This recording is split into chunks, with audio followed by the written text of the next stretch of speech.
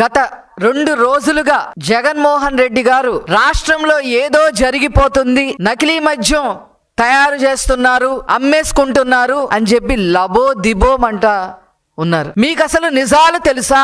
మీ హయాములో liquor scam కి తెర లేపి మీరు మూర విరాటుగా ఉంటూ 3,500 కోట్లకు పైగా నకిలీ మద్యాన్ని అమ్మి సొమ్ము చేసుకొని మీ ఎమ్మెల్యేలు, ఎంపీలు, మీ హయాంలో ఉన్న ప్రభుత్వ యంత్రాంగం అంతా జైలు పాలైతే కనీసం ఒక్కళ్ళని కూడా సస్పెండ్ చెయ్యకుండా, లిక్కర్ స్కామ్ గురించి ఒక్క మాట కూడా మాట్లాడకుండా మీరు ఈరోజు మా ప్రభుత్వంపై బురద జల్లే ప్రయత్నం చేస్తారా?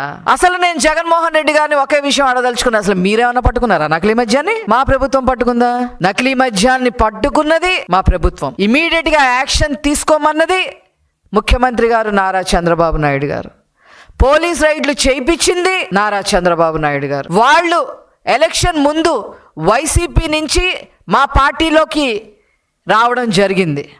వాళ్ళు కోవట్లుగా వచ్చారని కూడా మాకు ఇప్పుడు అర్థమవుతా ఉంది. వాళ్ళని ఇమీడియట్గా సస్పెండ్ చేసింది నారా చంద్రబాబు నాయుడు గారు. ఎంతటి చర్యలైనా సరే తీసుకోవడానికి వెనకాడం అని చెప్పి స్టేట్మెంట్ ఇచ్చింది నారా చంద్రబాబు గారు. ఇదేదో మీరు పట్టుకొని ఏదో దాన్ని ఏదో తేల్చేసి ఏదో మాకేదో హెల్ప్ చేసినట్టుగా మీరేదో మాట్లాడటం ఏంటి? మీ హయాంలో ఏం జరిగింది జగన్మోహన్ రెడ్డి గారు? 3,500 కోట్ల లిక్కర్ స్కామ్ జరిగింది.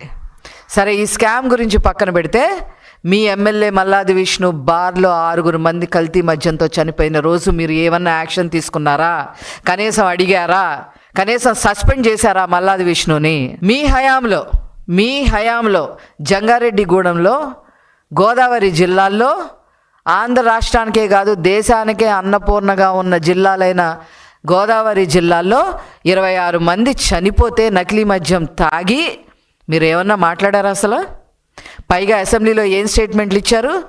అది సహజంగానే చనిపోయారు, చచ్చిపోవటం సహజం, 26 మంది చనిపోతే ఇప్పుడు ఏమైందంట అని మాట్లాడిన మీరు ఈరోజు మా ప్రభుత్వాన్ని ప్రశ్నించడం, నారా చంద్రబాబు నాయుడు గారిని విమర్శించడం, నకిలీ మద్యం గురించి మీరు మాట్లాడుతూ ఉంటే నవ్విపోతారు అని చెప్పి ఈ సందర్భంగా నేను తెలియజేస్తా ఉన్నాను.